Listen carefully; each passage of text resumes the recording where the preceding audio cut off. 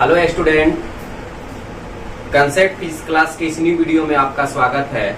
Back वाले video में हम लोग अनुगमन वेग तथा धारा घनत्व के बारे में समझे थे कि अनुगमन वेग क्या होती है, धारा घनत्व क्या होता है।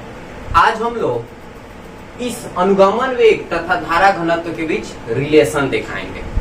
रिलेशन का अर्थ होता है संबंध दिखाएंगे। कोई दिक्कत? तो आइए हम इसका रिलेशन दिखाते हैं। तो अनुगमन वेग तथा धारा घनत्व में संबंध को दिखाने के लिए सबसे पहले मैं क्या लिया, ध्यान से समझेंगे। बहुत इजीली आसानी विधि से मैं आसान विधि से मैं इसको प्रूव करके दिखा रहा हूं, इनके बीच रिलेशन दिखा रहा हूं। ध्यान से देखिएगा। सबसे पहले हम क्या किए कि यहां एक कंडक्टर लिए।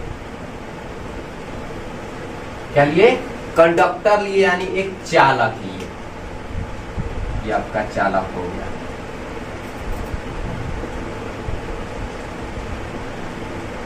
कंडक्टर लिए और इसे बाह्य विद्युतीय क्षेत्र के उपस्थिति में रख दिए।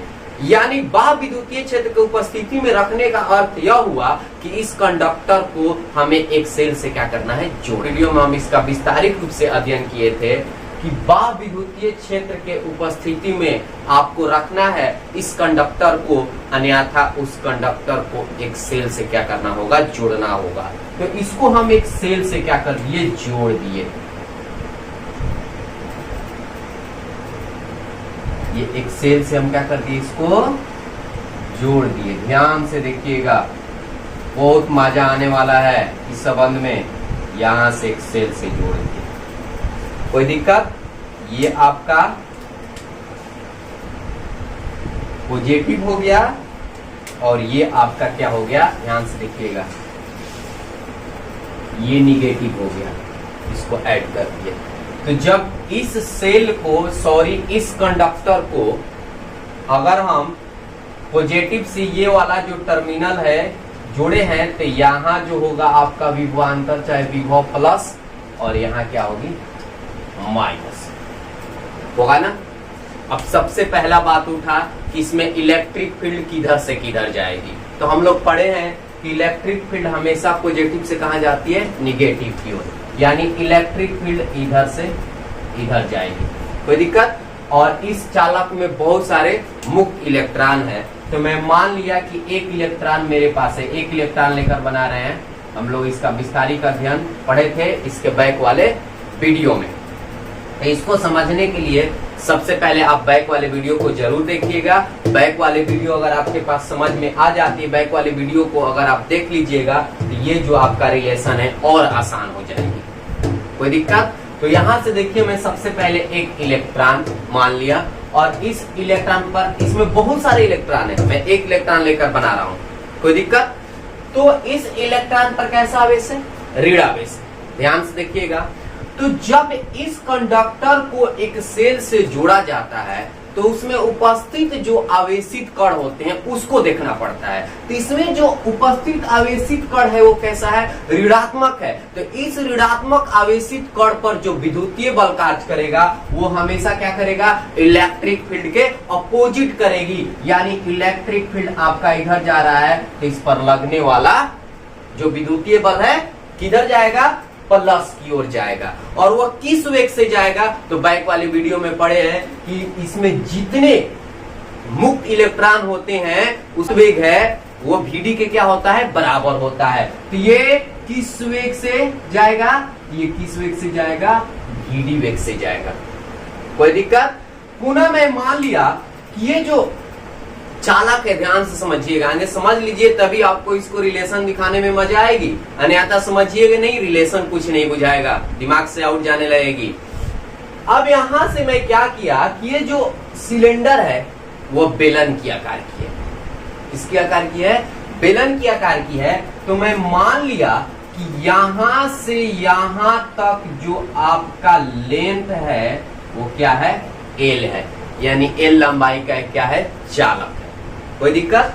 अब यहां से इलेक्ट्रॉन को, ध्यान से देखिएगा, यहां से इलेक्ट्रॉन को एल लंबाई की दूरी तय करने में यानी यहां से यहां से चलते हुए यहां आने में इलेक्ट्रॉन को क्या लगेगा, समय लगेगा।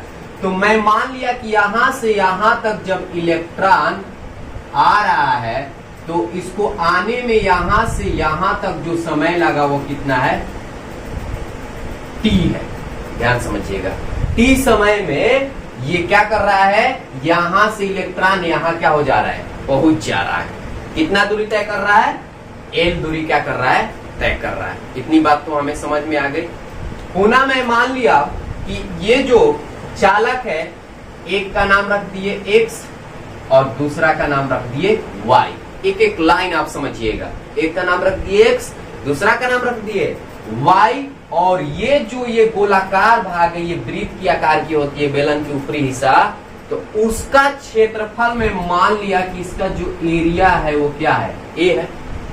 अगर मुझे इस बेलन की आयतन निकालनी होगी तो क्या करेंगे, बहुत सिंपल सा रूल है कि अगर मुझे एरिया मालूम हो गया और यहां से यहां तक की दूरी मालूम है कितना है, l है, तो इसका आयतन निकालने के लिए इसकी एरिया और यहां से यहां तक जो दूरी है उससे क्या कर देंगे, गुना कर देंगे। कोई दिक्कत? फिगर आपको समझ में आ गई। अब देखिए मैं आगे बढ़ता हूं, ध्यान से देखिएगा। सबसे पहले क्या लिखेंगे, माना कि XY एक चालक है, XY एक चालक है। माना कि XY एक चालक है जिसका, समझ रहे हैं आप, क्षेत्रफल कैपिटल A है। इसका क्षेत्रफल कैपिटल A है। अब यहां से ध्यान से देखिएगा मैं क्या लिख रहा हूं। मान लिया कि, यहां से लिख रहा हूं, मान लिया कि प्रति एकांक आयतन में, ध्यान समझेंगे मैं क्या लिखा, मान लिया कि प्रति एकांक आयतन में, यानी इस चालक के प्रति एकांक आयतन में इलेक्ट्रॉन की संख्या बराबर n। दिमाग में घुसी।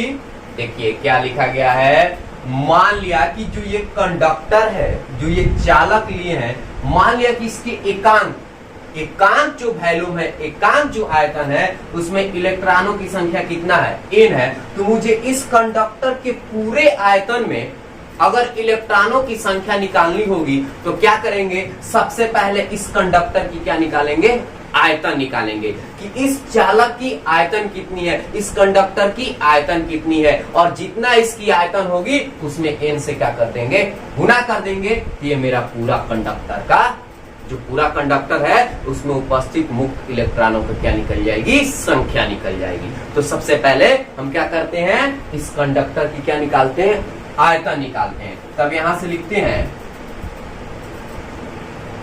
चालक की आयतन कितना हो जाएगा, तो इसके एरिया और इसके लेंथ से क्या कर देंगे, गुना कर देंगे। तो A गुने L बराबर क्या हो जाएगी, AL। चालक की आयतन कितना हो जाएगी, AL। अब यहां लिखेंगे चालक में, ध्यान से समझेंगे, चालक में एक एक लाइन आपको तोड़कर बता रहे हैं। चालक में उपस्थित कुल इलेक्ट्रॉन की संख्या बराबर क्या करेंगे, जितना आयतन है उसमें एकांक आयतन के इलेक्ट्रॉन से क्या कर देंगे, गुना कर देंगे। तो एकांक आयतन के इलेक्ट्रॉन की संख्या कितना माने, n, तो पूरा गुना करेंगे तो कितना हो जाएगा, ALN। कोई दिक्कत? मुझे पता चल गया कि इस कंडक्टर में कुल इलेक्ट्रॉनों की संख्या कितनी होगी, ALN। अब मैं लिख लिया, जब, यहां से लिख रहे हैं, जब एक इलेक्ट्रॉन पर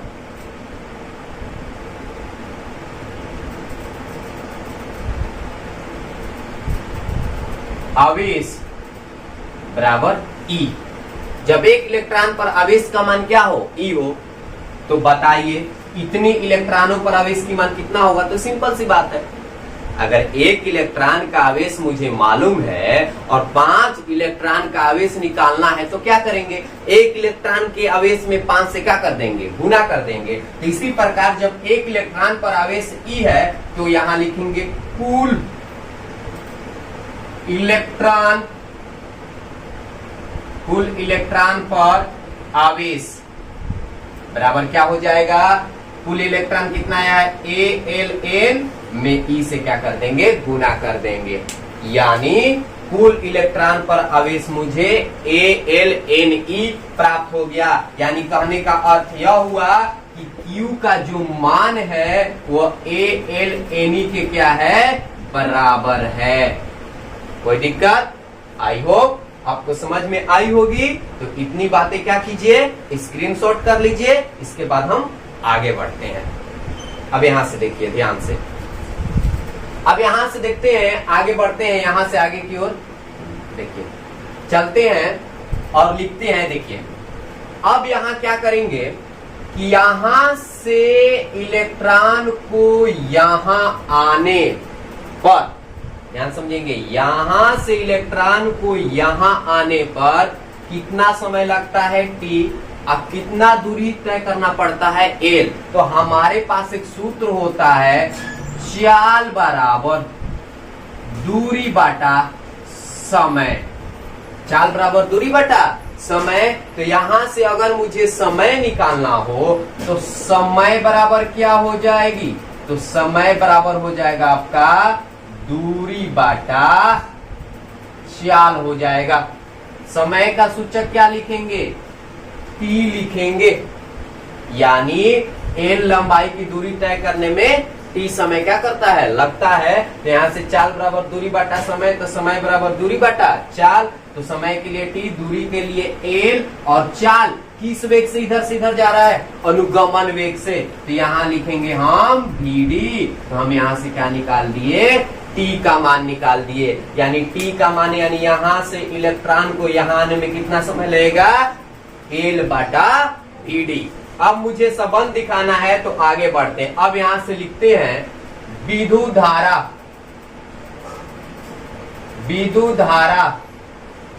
I बराबर, विद्युत धारा I बराबर सूत्र क्या होता है? आवेश बाटा समय। आवेश बाटा क्या होता है? समय होता है। ये बैक वाले वीडियो में पढ़े हैं। I बराबर Q बाई T। अब यहां से मान रख देंगे तो I बराबर हो जाएगा, देखिए Q का मान कितना आया है? ALNE। अब बाटा में T का मान कितना आया है? L बाटा में VD। अब यहां से क्या करेंगे? इस L से इस L को क्या कर देंगे? कटा देंगे। I बराबर VD कहां चला जाएगा? ऊपर चला जाएगा। पहला गुने चौथा के रूल के अनुसार, और इसमें देखा जाता है कि मेन बाटा के नीचे कितने हैं? 2 हैं। तो नीचे वाला किस में जाता है? पहला में गुना हो जाता है। ये क्रिया आप बैक वाले वीडियो में ऑलरेडी पढ़ चुके हैं। तो यहाँ तो दिक्कत होनी नहीं चाहिए। ALNE और ये क्या हो जाएगा? VD हो जाएगा। अब क्या इसको ऐसे लिख सकते हैं? ध्यान से देखिएगा। अब यहां से क्या किए हम? I बाटा A, ये देखिए मल्टीप्लाई इधर ला दिए, डिवाइड में हो जाएगा बराबर NE VD। अब यहां से लिखेंगे I बाटा A। बैक वाले वीडियो में पढ़े हैं, किसका सूत्र होता है? धारा घनत्व का। इसे कैपिटल J द्वारा सूचित किया जाता है। तो I बाटा A को हम क्या लिख देंगे? J। अब बराबर हो जाएगा NE VD। यही आपका धारा घनत्व और अनुगमन वेग के बीच क्या है? संबंध है। इसको हम लिख लेंगे इक्वेशन नंबर 1। समीकरण 1 जो है अनुगमन वेग तथा धारा घनत्व के बीच क्या है? संबंध है। देखिए इसमें अनुगमन वेग भी आया है और इसमें धारा घनत्व का सूचक भी आया है। संबंध जब भी दिखाया जाता है दोनों की नामकरण फार्मूला में आनी चाहिए, तभी आपका रिलेशन जो है सही होगा, अन्यथा गलत हो जाएगी। तो देखिए धारा घनत्व का सूचक J होता है, ये भी आया, और अनुगमन वेग का सूचक VD आया। और इसमें आप सबका अर्थ समझते हैं। J का अर्थ हुआ धारा घनत्व, N का अर्थ हुआ इलेक्ट्रॉनों की संख्या, ई का अर्थ हुआ इलेक्ट्रॉन का आवेश और Vd का अर्थ हुआ अनुगमन वेग। आई होप आपको अनुगमन वेग तथा धारा घनत्व में संबंध आसानी से आ गई होगी। तो हम नेक्स्ट वाले वीडियो में नेक्स्ट क्वेश्चन का अध्ययन करेंगे।